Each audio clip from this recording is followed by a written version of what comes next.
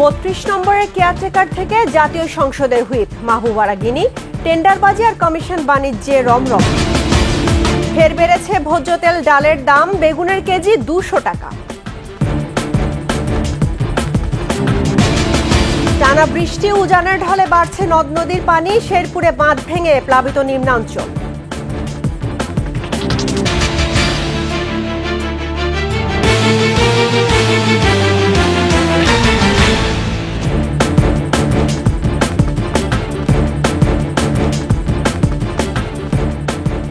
শুনছিলেন first security ইসলামী bank PLC সংবাদ শিরোনাম। আমন্ত্রণ 21 দেশের সংবাদে, আপনাদের সঙ্গে আছি রাহনুমা রাহি। দর্শক, 21 টেলিভিশনের সংবাদ একই সাথে সরাসরি দেখতে পাবেন আমাদের ফেসবুক পেজ www.facebook.com/2124 অনলাইনে। এছাড়া সাবস্ক্রাইব করতে পারেন www.youtube.com/21ETV চ্যানেলে। রোহিঙ্গা সংকট সমাধানে আসিয়ান সহ আন্তর্জাতিক মহলের কাছে কার্যকর পদক্ষেপ দেখতে চায় বাংলাদেশ ও মালয়েশিয়া। সফররত মালয়েশিয়ার প্রধানমন্ত্রী আনোয়ার ইব্রাহিমের সাথে একান্ত বৈঠক শেষে যৌথ সংবাদ সম্মেলনে ব্রিফিংয়ে একথা জানান তারা। On the Rohingya issues we discussed, it's not only Bangladesh problem, which is a serious one, it's also Malaysian problem. Malaysia has the same. Already who are settled here, they have certain rights, obligations, commitments from the international community, but the new one have no commitment from anybody. So where do we go? So this is a concern I shared with the Prime Minister. And he fully supported and understood our position, and through ASEAN, through international forum, will be supporting us to find an international solution, because the solution is not in Bangladeshi hands. It is in the international community's hand. And I would certainly encourage, say, Petronas and Axiata, for example, those who are already here, subject to the procedures and rules here, that they expand to show and give that confidence that things are stable in Bangladesh and it is. Caretaker থেকে জাতীয় সংসদের whip, সামান্য ক্রীড়াবিদ থেকে কোটি কোটি টাকার মালিক। বলছি গাইবান্ধা সদর আসনের সাবেক সংসদ সদস্য মাহবুব আরা বেগম গিনির কথা। সবই করেছেন টেন্ডারবাজি আর উন্নয়ন প্রকল্পের টাকা আত্মসাৎ করে। কমিশন না দিলে ছাড় পেত না কোনো প্রকল্প। গাইবান্ধা প্রতিনিধি আফরোজা লুনার তথ্যচিত্রে গিনির দুর্নীতির বিস্তারিত ডেস্ক রিপোর্টে। গাইবান্ধা সদর আসনের সাবেক সংসদ সদস্য মাহবুব আরা বেগম গিনি জনপ্রতিনিধি হওয়ার আগে ছিলেন ধানমন্ডি 32 নম্বরের কেয়ারটেকার। শেখ হাসিনার শ্বশুরবাড়ির লোকজনের হাত ধরে কেয়ারটেকারের দায়িত্ব নিয়ে এসেছিলেন 32 নম্বরে। পরে শেখ হাসিনার আশীর্বাদে উঠে আসেন রাজনীতির মঞ্চে।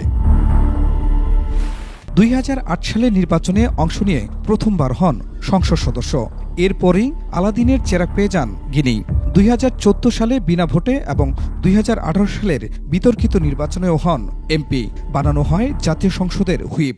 সে মনে করেন যে প্রধানমন্ত্রীর একজন বাড়ির গৃহকর্মী ছিল, গৃহকর্মী থেকে সে কিভাবে একজন এমপি হলো এবং সংসদে হুইপ হলো, এটা তো বোঝা যাচ্ছে যে তারা আসলে দেশের উন্নয়নের জন্য আসে নাই, তারা এখানে লুটপুট করে খাওয়ার জন্য আসছে। দীর্ঘ 15 বছর ক্ষমতায় থেকে গাইবান্ধা নয় নিজের উন্নয়নেই কাজ করতেন গিনি। তাকে কমিশন দেয়া ছাড়া ছাড় পেত না কোনো প্রকল্পের কাজেই। স্বামী মইনুল শিল্পু আর ভাতিজা আহসান হাবিব রাজীবকে দিয়ে নিয়ন্ত্রণ করতেন টেন্ডার জগৎ। 3 বছর 3 টাইম ছিল, এটা সে করতে পারে নাই এবং সে লুটপাটের রাজত্ব কায়েম করছে। আজ থেকে 30 বছর আগে গাইবান্ধার যে অবস্থা আজ অবধি সেরকমই আছে। উনার শুধু উন্নয়ন হয়েছে নিজের জন্য। আমার তো মনে হয় একটা টিঙ্কা পরিমাণ কাজও সে ওনার দ্বারা হয়নি গাইবান্ধায়। অবৈধ পথে কামানো টাকায় গাইবান্ধায় 6 বিঘা জমির উপর নির্মাণ করেন আলিশান বাড়ি।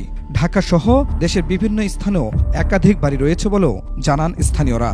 অনেক টাকার মালিক, বহু টাকার মালিক, মানে কয়েকটা বাড়িও আছে নাকি শোনা কথা আমার শুনছি, বাড়িও আছে, জাহাজ আছে। আসলে মূলত উনি কোনো উন্নয়ন করে নাই, শুধু নিজেদের পেট ভরার জন্যই শুধু সব লুটে করে খাচ্ছে আর কি। অন্যায় দেখেও এতদিন ভয়ে মুখ খুলতে পারেনি কেউ। তবে 5 আগস্টের গণ অভ্যুত্থানের পর জনতার রোষানলে পড়ে তার বিলাসবহুল বাড়ি। রাজনীতির পট পরিবর্তনে এখন আইনের হাতে বন্দী দুর্নীতিবাজ গিনি। খুরশিদ আলম মুকুল, ডেস্ক রিপোর্ট, 21 টেলিভিশন। সাবেক রেলমন্ত্রী নুরুল ইসলাম সুজনের স্বজনরা যেন পেয়েছিল আলাদিনের চেরাগ। ফুলে ফেপে হয়েছেন বিপুল অর্থ সম্পত্তির মালিক। সুজনের ভাই ভাতিজার বিরুদ্ধে রয়েছে নিরীহ মানুষের ঘরবাড়ি দখলের অভিযোগ।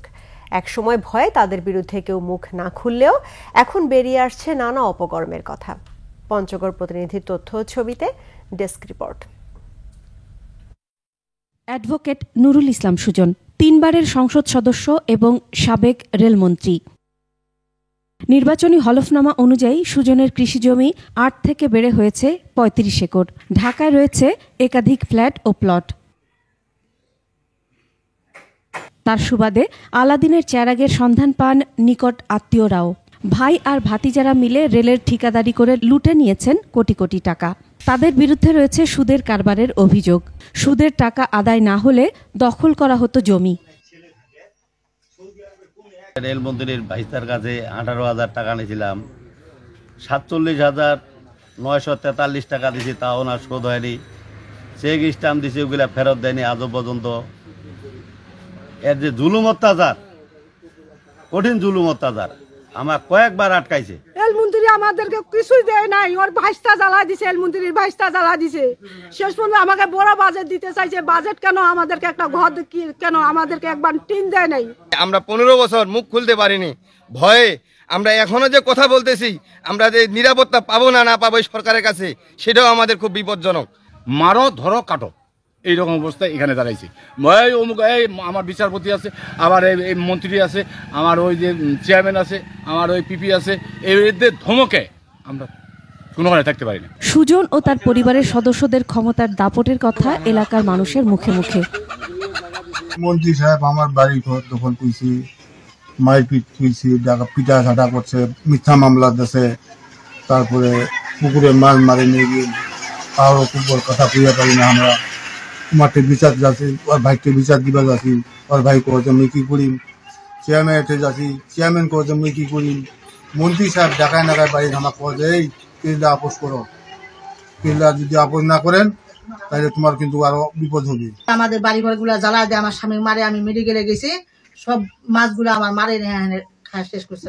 এই তো মন্ত্রী আমাকে হুমকি দিছে, ওই বাদে নাই থাকবা দেয় নাই, আবার যে জানি আসে গাড়ি বাড়ি ঘর দোয়ার জ্বালা টালা দিয়ে একবার শেষ করে দিছে। মন্ত্রী নুরুল ইসলাম সুজনের নেতৃত্বে, আমিনুর রহমান পিপি সাহেবের নেতৃত্বে পেট্রোল দেয় না, গোটা বাড়িটা ছিটা দেয় না, পেট্রোল উপরে দিয়ে আগুন ধরায় দিল। ভয়ে আমরা কোনো কিছু বলার সাহস পাই না, বললেই আমাদেরকে বাড়িঘর ভাঙচুর করে, রাস্তাঘাটে মারপিট করে। এই জন্য আমরা তাদের এই সরকারের কাছে দৃষ্টান্তমূলক শাস্তি চাচ্ছি। পঞ্চগড় স্টেডিয়াম ও রেল স্টেশন নামকরণও হয়েছে সুজনের বড় ভাইয়ের নামে, জানিয়ে ক্ষুব্ধ স্থানীয়রা। Masum আলিসা, desk report, 21 television. 2471-এর পরাজিত অপশক্তিকে আবার রাজপথে মোকাবেলা করতে সবাইকে ঐক্যবদ্ধ হওয়ার আহ্বান জানিয়েছেন কেন্দ্রীয় স্বেচ্ছাসেবক দলের সভাপতি SM জিলানী। নোয়াখালীতে সাম্য ও মানবিক সমাজ বিনির্মাণে যুবদল, স্বেচ্ছাসেবক দল ও ছাত্রদলের যৌথ কর্মী সভায় তিনি বলেন, জাতীয়তাবাদী শক্তিকে ধ্বংস করতে আবারও একই রাস্তায় মিলিত হচ্ছে পরাজিতরা। অনুষ্ঠানে কেন্দ্রীয় যুবদলের সাধারণ সম্পাদক নুরুল ইসলাম নয়ন বলেন, নির্বাচনকে বানচাল করতে স্বৈরাচারের দোসররা এখনো দেশের মাটিতেই আছে। এদেশে কিছু মতলববাজ মালিক শ্রমিকদের মধ্যে বিবাদ তৈরি করে রাখে বলে মন্তব্য করেছেন জামায়াতে ইসলামের আমির ডাক্তার শফিকুল রহমান। গাজীপুরের রাজবাড়ীতে বৈষম্য বিরোধী আন্দোলনে শহীদ ও আহতদের পরিবারের সাথে মত বিনিময়ের সময় তিনি বলেন, যারা সমাজের দুশ্মন তারাই শিল্প ধ্বংস করতে চায়, বৈষম্যহীন সমাজ চান। উল্লেখ করে ডাক্তার শফিকুল রহমান বলেন, সরকারি কর্মকর্তা কর্মচারীরা রাষ্ট্রের সেবক, কোনো দল, ব্যক্তি কিংবা গোষ্ঠীর সেবক নন।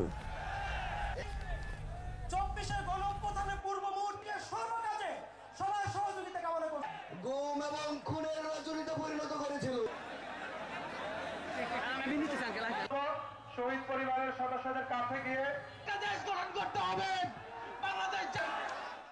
মালিক এবং শ্রমিকের মাঝে সংঘর্ষ বাধায় রাখে। যদি উদ্যোক্তা মালিক না থাকে, আমার শ্রমিকটি কোথায় কাজ করবে? শিল্প যদি না বাঁচে, আমার কর্মসংস্থান কোথায় হবে? যারাই সমাজের দুশ্মন তারাই শিল্প ধ্বংস করতে চায়।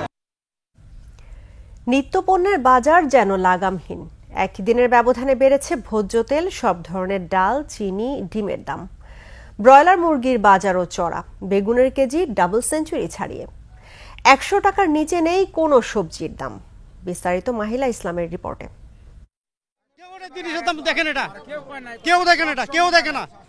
বাজার মানুষ আইলে মনে হাট পড়ে যায়, কি অবস্থা, এই অবস্থা কেন বাজারে? নিত্যপণ্যের বাজার নিয়ে এই ক্ষোভ সাধারণ ক্রেতার। প্রত্যেকটা জিনিস গত সপ্তাহে যা কিনছি তার থেকে ডাবল হয়ে গেছে। আমরা যদি দুটো ডাল ভাত না খাইতে পারি তাহলে কিছু বলার থাকে না ভাই এই দেশে। চাল, পেঁয়াজ, আলুর বাজার অপরিবর্তিত থাকলেও বেড়েছে ভোজ্য তেল, সব ধরনের ডাল, চিনির দাম। ছোলার ডাল 145-50 টাকা, মুগ ডাল 170 টাকা 80 টাকা। 1 কেজি মোটা ছেলে আমাকে 15-16 টাকা 20 টাকা বেশি দেওয়া লাগতেছে। আমার তো 1 টাকাও বেতন বাড়েনি। একদিনের ব্যবধানে ফার্মের ডিমের দাম ডজনে বেড়েছে 10 টাকা, ব্রয়লার মুরগির কেজি 200 টাকা।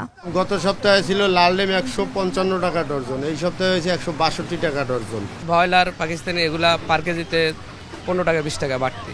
কাঁচা মরিচ ছিল 240, হয়েছে 400 একদিনের ব্যবধানে। মরিচ কম আসছে এতদিন বৃষ্টির কারণে, মাল আসতে পারে নাই, এই কারণে আজকে হঠাৎ করে দাম একটু বাড়ি গেছে। স্বস্তি নেই সবজির বাজারে। বেগুনের কেজি 220 টাকা, টমেটো 200, পেঁপে 90 থেকে 100 আর পটলের কেজি 80 থেকে 90 টাকা। সবজি 1 কেজি 100 টাকা 80 টাকা, এনিতে কোনো সবজি নাই, কিন্তু দাম তুলনামূলক বেশি এবং সবজির মান অনেকটাই খারাপ। সরবরাহ কম, অজুহাতে মাছের বাজারও চড়া। দাম আমদানি কমের কারণে দাম বেশি। পুঁটি মাছ 400, চেলা মাছ 400, কাজলি 700। বড় মাছের দাম বেশি, জাটকা মাছ বেশি এই বছর। বাজারে আসলে নিয়ন্ত্রণ আনা দরকার। গরু ও খাসির মাংস বিক্রি হচ্ছে আগের দামই। মাহিলা ইসলাম, 21 টেলিভিশন, ঢাকা। 24 ও 71-এর পরাজিত অপশক্তিকে আবার রাজপথে মোকাবেলা করতে সবাইকে ঐক্যবদ্ধ হওয়ার আহ্বান জানিয়েছেন কেন্দ্রীয় স্বেচ্ছাসেবক দলের সভাপতি SM জিলানী। নোয়াখালীতে সাম্য ও মানবিক সমাজ বিনির্মাণে যুবদল, স্বেচ্ছাসেবক দল ও ছাত্র দলের যৌথ কর্মী সভায় তিনি বলেন, জাতীয়তাবাদী শক্তিকে ধ্বংস করতে আবারও একই রাস্তায় মিলিত হচ্ছে পরাজিতরা। অনুষ্ঠানে কেন্দ্রীয় যুবদলের সাধারণ সম্পাদক নুরুল ইসলাম নয়ন বলেন, নির্বাচনকে বানচাল করতে স্বৈরাচারের দোসররা এখনও এদেশের মাটিতেই আছে।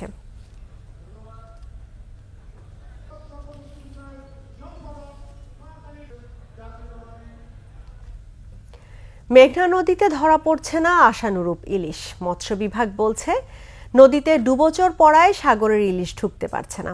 অন্যদিকে বাজারে ইলিশের চড়া দাম থাকলেও কম ধরা পড়ায় লাভের মুখ দেখছেন না জেলেরা।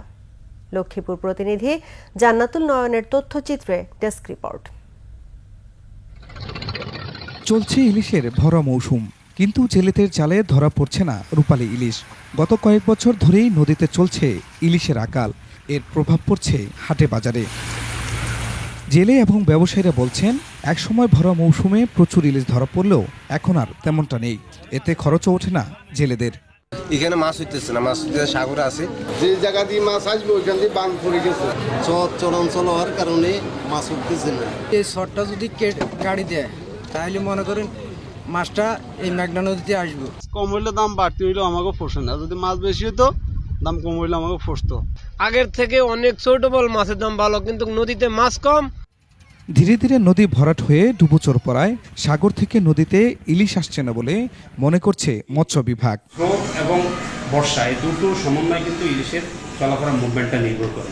আর চলাফেরার ফলে কিন্তু এটা ধরা পড়ার জেলেদের যারা ধরা পড়ার আশঙ্কা তৈরি হয়। এখন যদি নাব্যতার প্রবলেম হয় অথবা ওই ডুবোচরের সমস্যা হয়, সেই ক্ষেত্রে বলবো এটা প্রাকৃতিক বিষয়। নদী খনন করা গেলে ইলিশের উৎপাদন বাড়বে বলেও মনে করেন তারা। খুশিদ আলম মুকুল, ডেস্ক রিপোর্ট, 21 টেলিভিশন। রাতভর ভারী বর্ষণ ও উজানের পাহাড়ি ঢলে শেরপুরের নালিতাবাড়ি ও ঝিনাইগাতি উপজেলার বিস্তীর্ণ এলাকায় বন্যা কবলিত হয়ে পড়েছে। মহারশী, ভোগাই ও সোমেশ্বরী নদীর বাঁধ উপচে লোকালয়ে পানি প্রবেশ করেছে। প্লাবিত হয়েছে নিম্নাঞ্চল, পানিবন্দী হাজারো মানুষ। শেরপুর প্রতিনিধি শফিকুর রহমানের তথ্য ছবিতে ডেস্ক রিপোর্ট। উজানের ঢলে বাড়ছে নদ নদীর পানি। শেরপুরের মহারশী, ভোগাই ও সোমেশ্বরী নদীর বাঁধের কয়েক স্থানে ভেঙে গেছে। বানের পানি ঢুকছে বাড়িঘরে। মহারশী নদীর পানি উপচে ঝিনাইগাতি বাজারে ও রাংটিয়া সড়কের ওপর দিয়ে এবং ভোগাই নদীর ভাঙন অংশ দিয়ে পানি প্রবেশ করে গড়কান্দা ও শিমুলতলি এলাকায় নাকুগাঁও সড়কের উপর দিয়ে প্রবাহিত হচ্ছে। বৃষ্টির পানি, বন্যার পানি আসা বাড়ি ঘর, গরু, ছাগল, হাঁস মুরগি সব চাউল ডাউল যা আছে সব পয়সা গেছে গা। একবারে নিঃস্ব তলিয়ে গেছে শেরপুর নালিতাবাড়ি ভায়া গাজীর খামার সড়ক। চেল্লাখালী নদীর তীরবর্তী বাতকুচি এলাকা প্লাবিত হয়ে অনেকে বাড়িতে আটকা পড়েছেন। তাদের উদ্ধারে কাজ করছে ফায়ার সার্ভিস। পানিবন্দী হয়ে পড়েছে কয়েক হাজার মানুষ। তলিয়ে গেছে উঠতি আমন ধান। বৃষ্টিতে শেরপুর শহরের বিভিন্ন এলাকায় জলাবদ্ধতার সৃষ্টি হয়েছে। পানি উন্নয়ন বোর্ড বলছে, ভোগায় চেল্লাখালী নদীর পানি বিপদসীমার উপর দিয়ে প্রবাহিত হচ্ছে। Masum আলিসা, desk report, 21 television. টাঙ্গাইলের কালীহাতিতে বাস ট্রাকের সংঘর্ষে 4 জন নিহত হয়েছেন, গুরুতর আহত হন 8 জন। মধ্যরাতে টাঙ্গাইল ময়মনসিংহ সড়কের কালীহাতি লিংক রোডে এ দুর্ঘটনা ঘটে। পুলিশ জানায়, বাসের সাথে বিপরীত দিক থেকে আসা ট্রাকের সংঘর্ষ হয়। এতে ঘটনাস্থলেই বাসের 4 যাত্রী মারা যান। আহতদের উদ্ধার করে টাঙ্গাইল জেনারেল হাসপাতালে পাঠানো হয়েছে।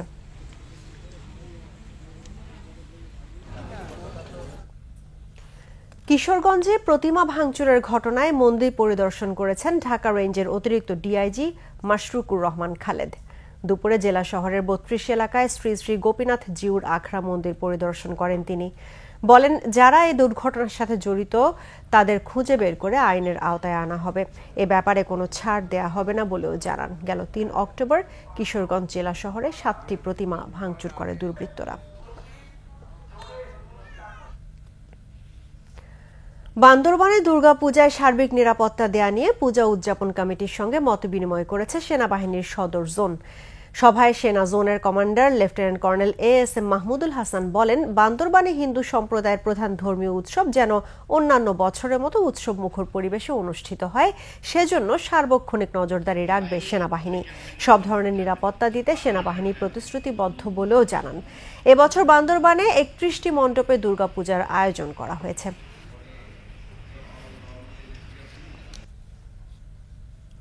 আর এর সঙ্গে শেষ করছি 21 দেশের সংবাদ। তবে যাবার আগে ফার্স্ট সিকিউরিটি ইসলামী ব্যাংক PLC সংবাদ শিরোনামগুলো জানাবো আরো একবার। 32 নম্বরের কেয়ারটেকার থেকে জাতীয় সংসদের হুইপ মাহবুবারা গিনি। টেন্ডারবাজি আর কমিশন বাণিজ্যের রমরমা। ফের বেড়েছে ভোজ্য তেল ডালের দাম, বেগুনের কেজি 200 টাকা। টানা বৃষ্টি, উজানের ঢলে বাড়ছে নদ নদীর পানি, শেরপুরে বাঁধ ভেঙে প্লাবিত নিম্নাঞ্চল।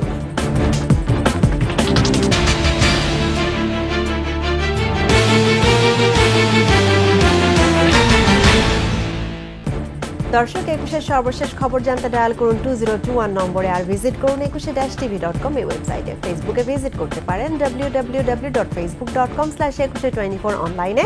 এছাড়া সাবস্ক্রাইব করতে পারেন www.youtube.com/21etv চ্যানেলে। এতক্ষণ সঙ্গে থাকার জন্য ধন্যবাদ। আমাদের পরবর্তী সংবাদ আয়োজন সন্ধ্যা 7টায় দেখার আমন্ত্রণ রইল। 21 সঙ্গেই থাকুন।